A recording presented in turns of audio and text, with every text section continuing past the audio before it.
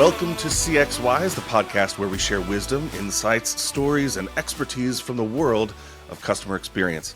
I'm your host, Nathan Bennett, and you're about to hear real-world experiences and practical advice that will elevate your CX game, no matter your title and no matter your industry. My guests today are Grant Hartanov and Buddy Waddington. I'm so excited to see you, gentlemen. How are you today? Good, Nate. Thanks so much for having us. This is the first time there's been like three of us on the podcast, so I'm excited to have you guys as part of the party. So thanks. Let me just give you a little bona fides really quickly. Grant is the AVP of Sprinklr's Unified-CXM Best Practices Group. He's got experience working with a whole slew of global companies in the past, like Deloitte and their strategy consulting practice, and Marriott International as their director of global loyalty. And he also used to work for the United States Department of Defense. So that's incredible. And that could be a whole nother podcast on its own, but we probably won't get into that here, Grant. Buddy leads Sprinklr's insights and AI specialists across the Americas. And if there's a Stevie Wonder fan out there, Buddy Waddington is it. So, gentlemen, thank you so much for joining us today. Grant, I want to start with you. Grant, we want to start off by getting on the same page as far as definitions are concerned. So I always ask our guests their definition of customer experience. So what is the Grant Hartanov definition of customer experience? Thanks, Nate. I think it means a lot of things to a lot of people. I think it means something very different today than it did 10 years ago or even 2 years ago. I think it really is about the comprehensive emotional experience a customer has with a brand. Every point they interact with it, are they happy? Are they sad? Right? If they're sad, do they make them happy? And I think one of the former leaders of my previous organization, Marriott International, Bill Marriott, always talked a lot about customer experience and why it matters. And he told a story that, we want to provide such great hospitality that somebody is going to drive past our competitors to stay at our property, right? Inconvenience yourself because you know that it's worth that inconvenience driving past, right, an extra mile or two down the road to stay at a property that you're going to get a better experience. So I think that's really it. It's really about that emotional connection across all interactions. And in so doing, are you willing to prioritize a brand over another? I love that emotional, the thought of it being an emotional experience because that's necessarily human. On the other side of that, Buddy, where does AI intersect with that? How do we bring this technology and the human experience together to create a really holistic, seamless customer experience that actually does connect with customers and potential customers on an emotional level? Yeah, that's a great question. I think it's super crucial right now, and where it really lands is leveraging AI to make sense and unify all of the data that's out there, funnily enough, in order to deliver a human experience, right, from a brand to a specific customer. And right now, our customers, right, brands have such a heightened expectation to classically do more with less. We're in a hardened market. The demands to become more efficient while being more personalized are the highest they've ever been. And so that's where AI can come in and where Sprinklr is really focused in specifically around applying just the best and most advanced AI to achieve that pretty intense challenge. You made me think of a recent article that I read from Alaska Airlines. And they were talking about how they're testing out just kind of eliminating kiosks in airport lobbies and having very, very little human contact. So that's going to allow their passengers to check in on their phones even before they get to the airport, so that kind of experience through like dropping off of a bag, getting their tickets, printing out the bag tag and all that sort of thing doesn't really involve a human touch unless it's absolutely necessary. It's a pretty bold move. It's a pretty ingenious move as well. Also, since they were the first ones who kind of came up with the whole kiosk thing in the lobby anyway. What are the challenges here that airlines or other brands might face by removing that kind of human touch? And is the experience in danger, or do you think it's going to be heightened because of technology like this? Grant, I'll go to you first. Yeah, I mean, I think it's a very innovative idea. I think of a seasoned business traveler myself, right? The greatest flights I have are the ones that I board the plane, put my AirPods in, open my laptop, go to work, and I don't talk to a human being, right? So we're seeing a tendency in the modern traveler to not want to talk to people, right? To not want to have conversations, right? So I think Alaska taking that initiative to remove that, I think aligns well to the modern traveler behavior. But I think it also has to be balanced with the ability to help a customer if along that journey there needs to be assistance, right? Mm-hmm. So, where we see kind of interesting dichotomy around hotels and home shares is a traveler has greater confidence in a brick and mortar hotel. If something goes wrong, they can walk down to the front desk associate and say, I need something. Right? When you're at a home share, do you reach out to property manager? Is it going to be a delay? Right? So it's the ability to create that proximity along that journey, whether it's through the app, whether it's through, right, a frictionless engagement at the actual airport, but can they be there if something is needed, right? The idea of removing that is really innovative, but they have to balance it at the same time with that ability to support if something goes wrong. I love that. A number of years ago, I got married, and before the ceremony, I invited my groomsmen to this home share, and the property was located on a very, very secluded arboretum. So we were sort of out there all alone in this really, really old house. And the first night we were there, we were sitting around having a couple beers, and all of a sudden the power just went off. And this place already seemed kind of haunted. And we're a bunch of big dudes, grown men, and all of us were like, ah! And cell service out there wasn't great either. So I had to then get on the phone with the manager of this property and play a game of phone tag as they tried to figure out why the power went out. Meanwhile, we're all huddled together, hoping to protect each other from ghosts and goblins and ghouls and that sort of thing too. So yes, we really could have used a hotel manager at that point. that was on site for us. Buddy, anything to add to what to Grant's perspective? Only one thing. I think everything that Grant mentioned is so spot on and insightful. I think with that marrying, not just having that human connection or human touch, but having that be frictionless. So when you want that, you can easily access that. Or when you don't, you don't. What that does is then open up opportunities to leverage technologies to find new ways to connect at a human level, even if it's not, going to the front desk, but sending a quick SMS or even receiving a proactive communication. That's where I think there's a lot of space for innovation, and we're going to see a lot of that in the near future. I love that, buddy, and that kind of segues into my next question for you, which is about the human or our interest in sustainable travel. Increasingly so, especially after COVID, we saw pollution rates take a dive. Air was cleaner, water was cleaner during COVID because people weren't traveling as much.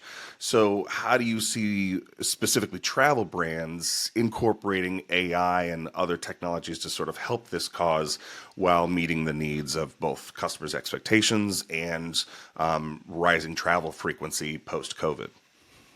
Yeah, that's such an interesting thought, and I think a really good opportunity for brands. To simply answer your question, I think it's a wonderful opportunity for a two-way conversation. First, from a brand's perspective, it's a great opportunity not just to engage in conversation, but to deliver guidance. There was some research recently commissioned by Expedia, and there was an insight that 9 out of 10 consumers are interested or looking for sustainable options when planning their travel, but 7 out of 10, so 70%, right, feel overwhelmed and they just don't know where to start. So that's a major problem that consumers are having around a very authentic interest they have. Wonderful opportunity for brands to come in because consumers are looking for trusted partners, right, to not just look for options, but looking for ways to consider how to travel sustainably. On the flip of that, I think it's also a great opportunity for brands to listen to consumers. There's lots of conversations going on now. I'm biased when it comes to topics specifically around AI, but just over the last week and a half, I've seen so many people post a recent insight that the fact that it takes millions, sometimes millions of gallons of water per day to maintain a large data center. So as different customers, right, or different brands are coming out with new AI specific innovations, they're going to be asked, hey, what about their sustainability program overall? And so being able to listen and be transparent and then just engage in a conversation with customers around learnings, around efforts, and around initiatives with sustainability, I think will, one, open up great opportunities to connect with customers, but not just from a delivery of services level, but just from a holistic brand equity perspective. I think it's fascinating. That made me think of Grant as the world traveler that you are. You're in and out of airports so very often. Makes me think of that George Clooney movie, Up in the Air or whatever it was. I feel like you are the George Clooney, definitely of this conversation at least. And all of those touch points that you have, let's say you're going to go to Dubai. You have so many touch points with different brands. Do you, as you're traveling, see any areas where you had an experience that was less than seamless, less than fluid, less than connected, where you're like, man, if they just had the right technology that does exist, that experience could have been much better for me and for the rest of their customers? Can you think of any examples like that? Yeah, absolutely. And I think, ironically, I'm glad you brought up Dubai. I'm going to Dubai next week to visit a handful of our customers out there. Very excited to meet with our team and our partners there. But when I talk to my wife about my trip, it's not I'm flying this airline and then taking this ride share to get to the hotel, and then I'm staying at this property. I talk to my wife as I'm going on a trip, right? Mm-hmm. So what is interesting about that is there is a dichotomy of my expectations of experience, right? Relatively low with an airline, relatively high for a hotel, right? But I still look at it as a journey and a trip. So for example, if I were to check into my hotel and my bathroom was not clean, I would immediately raise red flag and I'd be very, very frustrated. However, I think most folks, most listeners here have been on an airplane where the lavatory is not very, very clean, right? Mm-hmm. But you just have a different level of expectations, right? Because an airline's job is to get you from point A to point B safely, right? And that's what they're focused on. So I want to highlight that there is even this disparity around a travel journey. But for example, right, in the airlines, right, we're seeing this dynamic of permanent anxiety. A traveler goes to the airport and they expect something to go wrong. My flight is going to be delayed. My baggage is going to be lost, right? They are entering an engagement with the brand with ill intentions. Something is going to go wrong. So the way we like to think about it is how can a brand, particularly an airline, help depressurize, right? Pun intended with that term, that situation.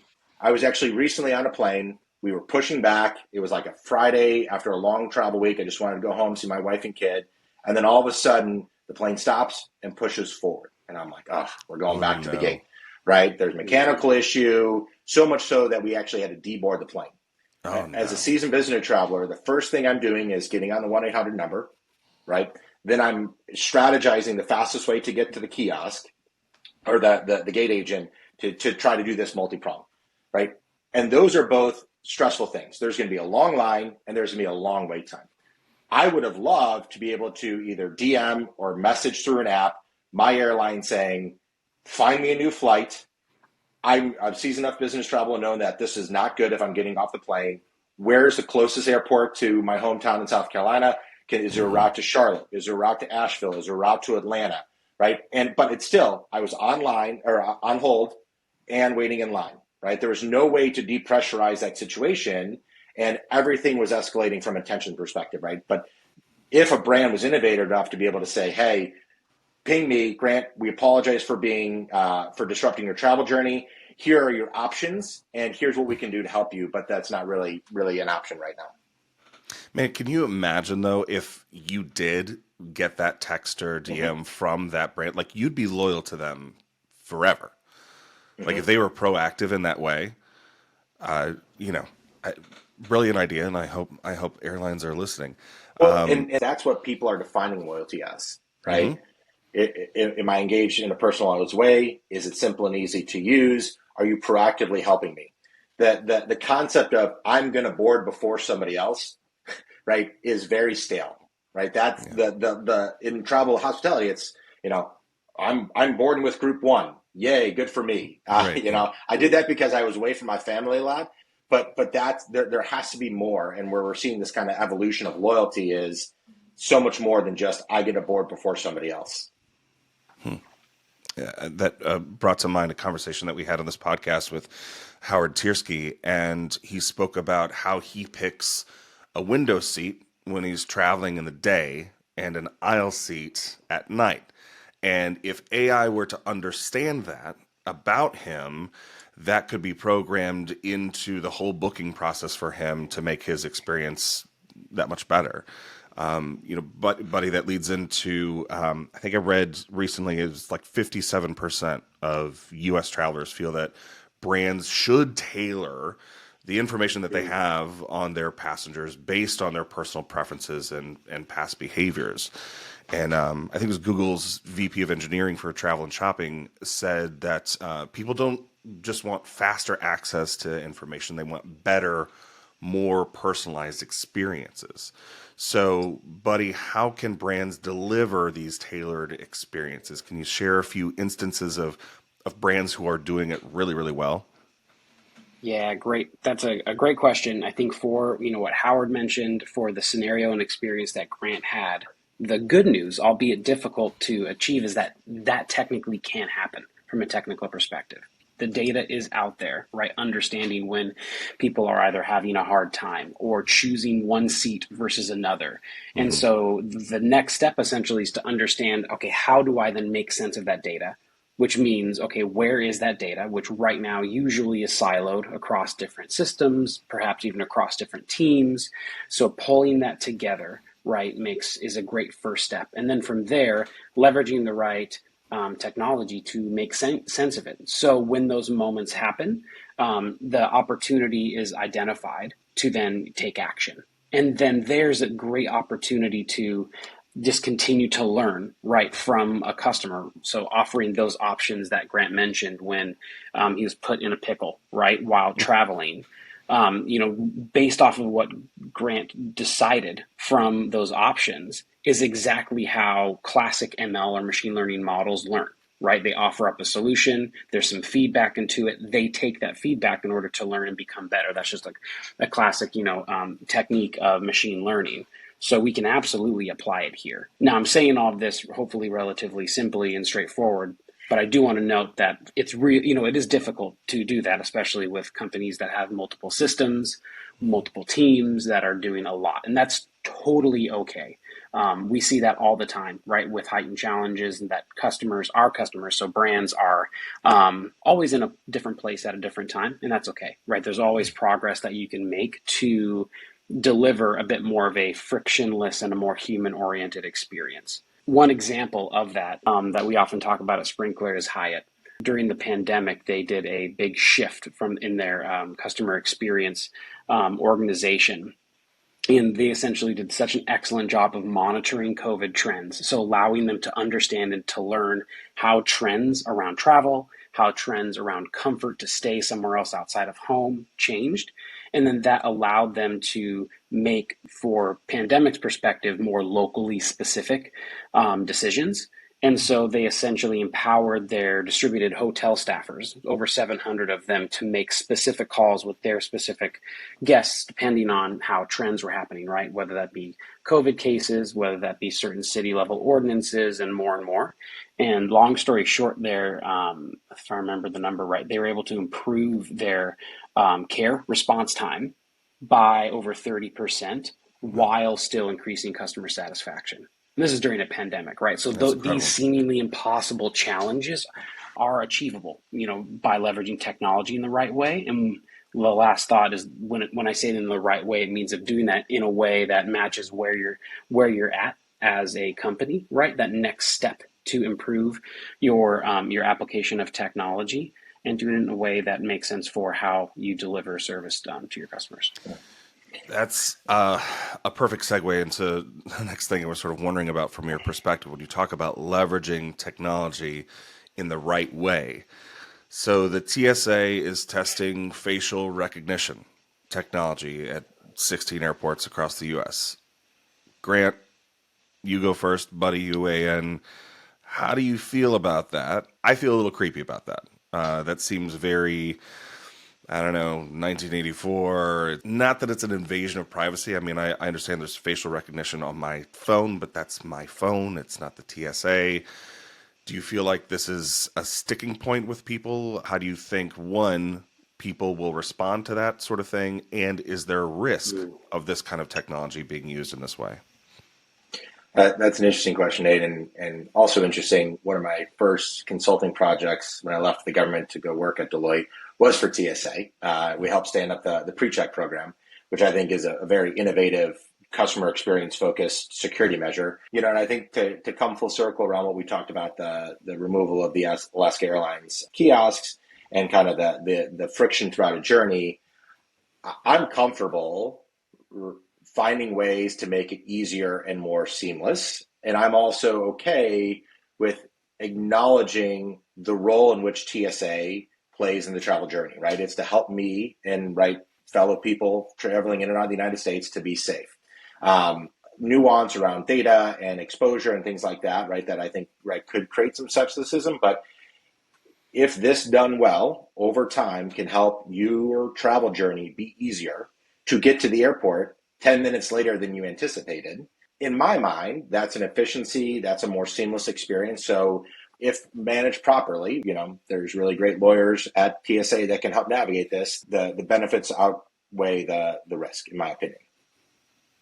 Buddy, anything to add to that? Yeah, I do have. I have some thoughts, and it's interesting. This is a really good question. I have some thoughts that might sound like a counter to Grant's, but it's actually not. It's a complement to Grant's thoughts, and it's just essentially a double click, if you will, into how Grant mentioned if managed properly. There's so much innovation happening now, right? My entire career has been around emerging technology, so I'm always in for that from a brand level, from a holistic society level, right, and kind of everything in between. When it comes to deciding where do we continue to innovate, versus where do we put the brakes on, right, or where do we let companies continue to innovate relentlessly versus let's consider regulation. I think it all has to do around what is the risk of that particular technology. With facial recognition specifically, I think one, as Grant put, there's some incredible benefit that you can get from that automation. Instead of having to look at my face and look at my ID and then look at my face again and look at my ID and say, okay, I think you're okay. Versus if that can just be a quick scan and I can just move forward seamlessly, it would feel like a different experience, right, going through TSA. There's evidence of risk when it comes to facial recognition that has been delivered by responsible AI researchers in the past.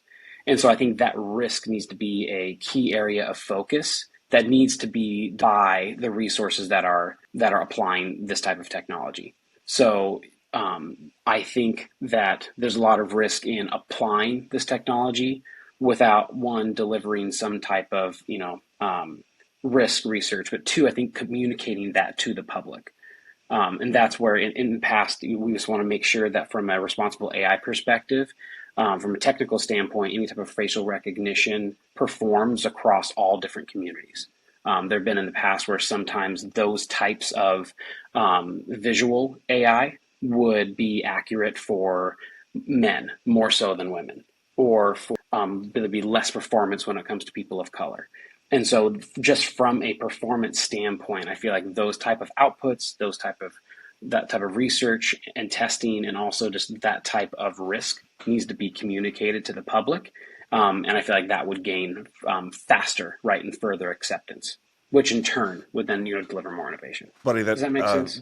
Yeah, absolutely. And kind of brings to mind when we talk about risk. I'd like to know sort of your perspective on the emerging technology of AI as it grows more and more powerful and more prevalent. Give me two things. One, something that you're excited to see implemented with the power of AI? And then secondly, what freaks you out a little bit about how pervasive and powerful AI is becoming?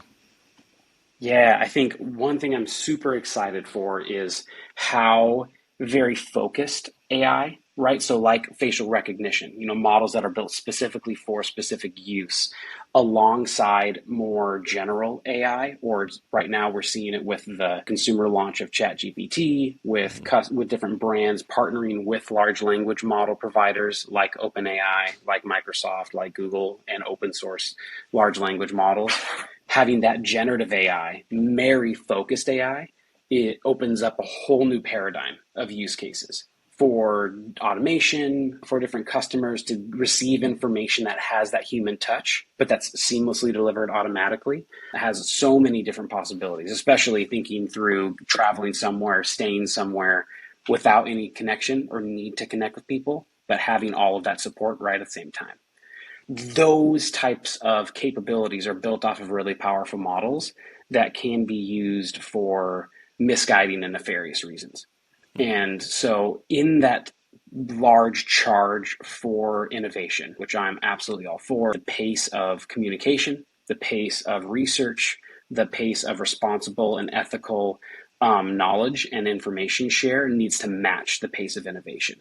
Because if not, that's where then I get a little bit afraid of when put in by the wrong hands, or some of this capability being held on right too much by a certain player. That's when my nose starts to sweat a little bit. We don't want that. Do you feel like some of the warnings that we've heard from some of the folks who have kind of created and been at the founding levels of AI are saying now, like, listen, we have to be really, really careful about this? Is that something that sort of gives you pause? How do you think about that when you read those headlines? Yeah, that's a really good question. I think it gives me thoughts. It gives me not necessarily pause to stop work, but to consider those points. And it gets tricky really fast, right? People will, and very established and recognized leaders across AI are starting to become a little bit polarized. I think just being honest and citing research is paramount to continue this conversation. It's going to be okay if we disagree. It's going to be okay if we disagree in a conversation and an overall point, but I think continuing that conversation from a responsible AI perspective is what is crucial. What I think the output of that will be is that we'll see that, in a point of conversation where there might be some disagreement, there might be some good points on both sides. Regardless, I feel like, the tides of all boats would rise given that. And I feel like even though companies are always going to innovate as fast as possible, there will be regulation, privacy practices, et cetera, that will tail that. I feel like certain regulation will actually warrant and deliver focus and further innovation in the long run for ethical and responsible AI development. So, long story short, we just need to keep having these conversations. Okay. Lest we end up in the matrix, as it were. That's basically your point, right? Yes. Yeah, avoid the Yes, matrix at all costs. Okay. that's it. That's the headline. That's the headline we're getting. We recently had a conversation with CX influencer and all around great guy, Nate Brown, who's a friend of the pod. And he talked about the customer experience being so appealing to him because it appeals to both of his sides of the brain, the science part and the art part. He's like, he talked about customer experience of being a perfect blend of science and art, kind of the yin and yang of those two things. And that made me think of Grant's recent experience where he took a tour through an art gallery and did a webinar or a virtual tour, and looked at these amazing paintings like the girl with the pearl earring and so many others, and drew comparisons from these brilliant works of art to customer experience. And Grant, I would love you to sort of tell us about where that artistry comes into customer experience. We've just been talking a lot about the technology of it, but that art harkens back to the emotional connection that the customer experience has with us. So where does that art and customer experience, where do those two things intersect for you? Well, yeah. Well, first, I'll even frame it as I think that's what Buddy and I do so well and work together, right? I think sometimes I bring the art, sometimes he brings the science, right? The yin to the yang, and which is why we have such a great partnership. We were joking. It's like announcing a sports game, right? You have the play-by-play guy, and then you have the color commentary. It's fun to have that nice fun. But in terms of that art, right? It kind of circles back to that initial concept I talked about in the very beginning around that emotional connection, right? Art, really creates an emotional connection with the person that's perceiving that. And what makes it so unique is my emotional connection with a piece of art, right, is very different than Buddy's. And just like what Buddy, right, prioritizes in his experience expectations with the brand may be different than mine. But right, where we see the great pieces of art and the great pieces of brand experiences is they can be all things to everybody. And their ability to both understand what matters most to me and understand what matters most to Buddy, to be able to tailor that narrative or experience to me versus Buddy, right? Maybe me, I want more efficiencies, right? Maybe Buddy wants more personalization. Right? And I think that's really where we can start to get this dynamic of, right, how do we take these more experiential, emotional, right, experiences with brand, just like kind of what we talked about when I was in The Hague and walking through that and talking about different aspects of art, right? And it's really the ability for great elite brands to be able to say both, we understand what Grant wants, we understand what Buddy wants, but more importantly, we're able to deliver that, right, and be at scale to a lot of different people. And I think that's really what was so cool about that art gallery, right, is right, the curator who was walking me through was explaining something and I had no idea. She even talked about certain parts of the art that I didn't even notice. But then for me, right, I was able to say, wow, that's really unique and really differentiated. And the ability to kind of guide and kind of tell that story of the experience was super helpful too, where sometimes brands need to do that as well, right? They need to be able to say, hey, here's what we're going to do to help you and kind of shepherd you along the process. That took that emotional experience and enriched it with kind of that guided kind of perspective along the way too. I love that, and it was a fascinating watch. I learned a lot, not only from the art piece, but the customer experience piece as well. And I thought it was a sort of a brilliant combination of those two concepts. So, thanks a lot for just sort of thinking outside of the box and presenting that information in that way. It's really, really cool. If you guys haven't seen it, you should definitely check it out. Grant, Buddy, we are coming up on our time. I just want to say thank you both so much for lending your wisdom, insights, stories, and expertise to us. Thank you for making us all a little bit CX wiser. Gentlemen, thanks for being here. Thanks, Nate. Awesome. Thanks, Nate. It's been a pleasure.